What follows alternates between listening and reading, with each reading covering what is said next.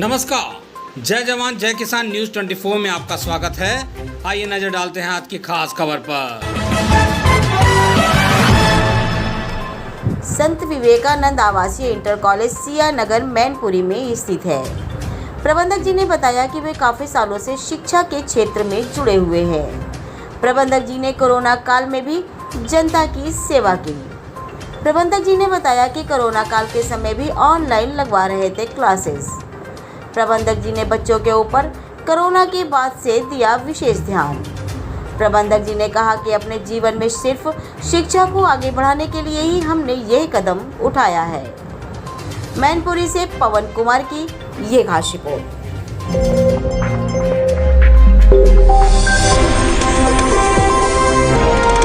नमस्कार, आप देख रहे हैं जय जवान जय किसान न्यूज़ 24। मैं पवन कुमार आज हूँ मैनपुरी में जहाँ बैठा हूँ, जिस विद्यालय में बैठा हूँ उस विद्यालय का नाम है संत विवेकानंद आवासीय विद्यालय।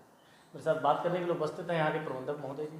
बहुत सारी बातें करूँगा क्योंकि कोविड का समय रहा, लॉकडाउन का समय रहा और सबसे ज़्यादा अगर कोई प्रभावित हुआ तो विद्यालय परिवार, और सब उससे भी ज़्यादा अगर कोई प्रभावित हुआ तो हमारे बच्चे हुए, जो देश का कर्णधार है, देश का भविष्य है। बहुत सारी बातें करेंगे। सर, सबसे पहले आपका स्वागत है हमारे चैनल पर। बहुत बहुत धन्यवाद जो आपने हमें इस लायक समझा यहाँ उपस्थित हुए। सर, ये जो कोविड का समय रहा, जी, बहुत बड़ी महामारी थी, चाहे प्रदेश हो, देश हो, पूरा संसार, कोई भी इससे अछूता नहीं रहा। जी, लेकिन सबसे ज़्यादा जो जिस पे असर पड़ा वो हमारे देश के युवा भविष्य जो कहे जाते हैं, देश के कर्णधार कहे जाते हैं, हमारे बच्चों, क्योंकि शिक्षा व्यवस्था पूरी तरीके से चौपट हो गई। जी। क्या क्या परेशानियां रही, क्या क्या चैलेंजेस फेस किए सर उस टाइम संस्था ने? संस्था बंद रही लगभग 1.5 साल।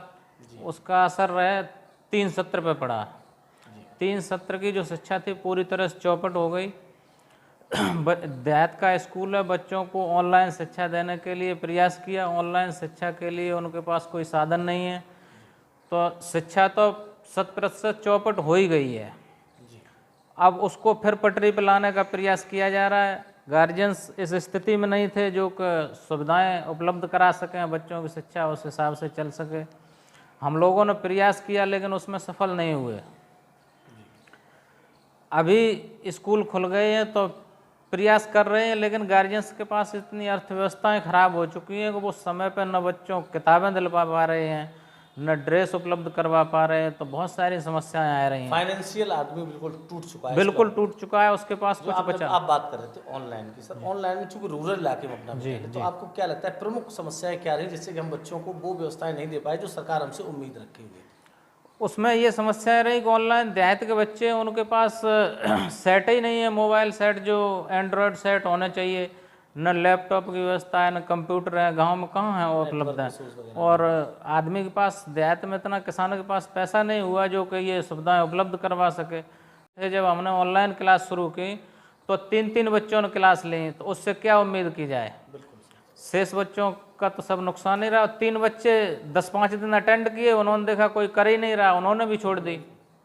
तो ये बहुत बड़ी समस्या रही। सर, अभी जो कि 2-3 साल बच्चे घर पे रहे, अब बच्चे विद्यालय में आ रहे जी, तो जो उनका स्टडी गैप हुआ उसको रिकवर करने के लिए संत विवेकानंद क्या एक्स्ट्रा एफर्ट्स करने वाला है, क्या नया करने वाला है?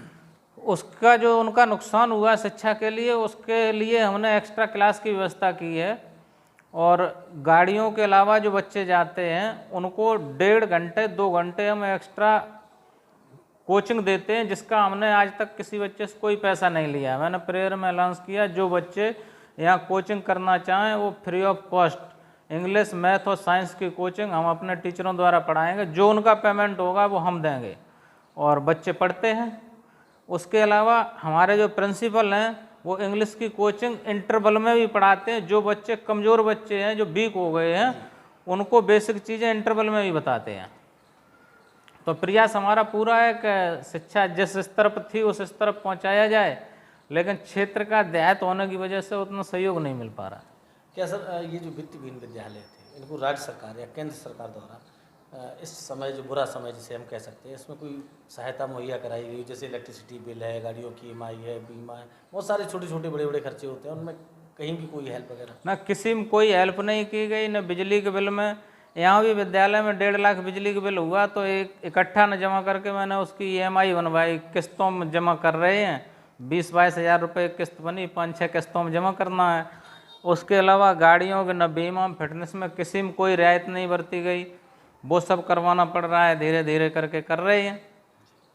जो शिक्षा अधिकार अधिनियम के तहत जो निःशुल्क बच्चे प्रवेश लेते हैं वो 25% का नियम है, तो हमारे यहाँ भी 30-40 बच्चे हैं, जिसका उत्तर प्रदेश सरकार जो फीस होती है वो स्कूल को इकट्ठी देती है, 400 रुपये महीने, 450 रुपये महीने के हिसाब से।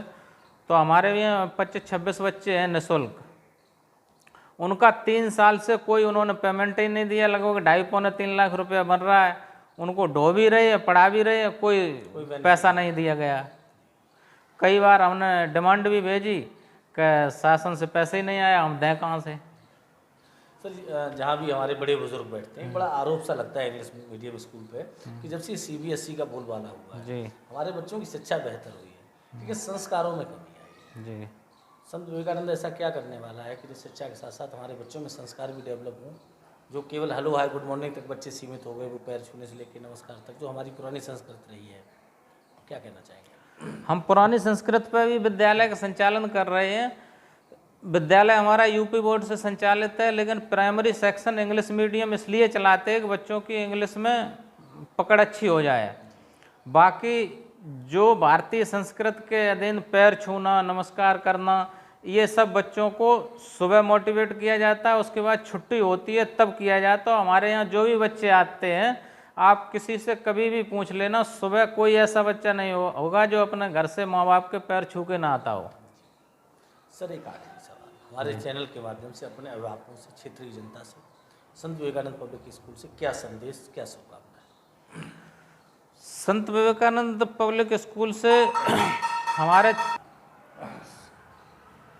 चैनल के माध्यम से अपनी क्षेत्रीय जनता को, अपने अभिभावकों को संत विवेकानंद पब्लिक स्कूल से की तरफ से क्या संदेश देना चाहेंगे?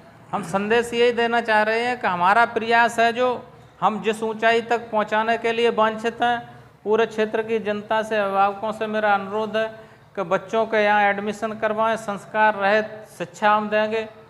और पढ़ाई में हमारे यहाँ जो शिक्षक हैं वो सभी ट्रेंड शिक्षक हैं, और पूरे क्षेत्र में बेहतर से बेहतर शिक्षा हमारे यहाँ उपलब्ध कराई जा रही है। इसका क्षेत्र में जब से स्कूल खोला हम कभी प्रचार प्रसार के लिए नहीं गए हैं, खुद गार्जियंस हमारा प्रचार करते हैं। एक एक गांव से 100-100, 150-150 बच्चे हमारे यहाँ एक एक गांव से हैं। वो केवल इसीलिए हैं कि शिक्षा के साथ साथ संस्कार भी हम देते हैं।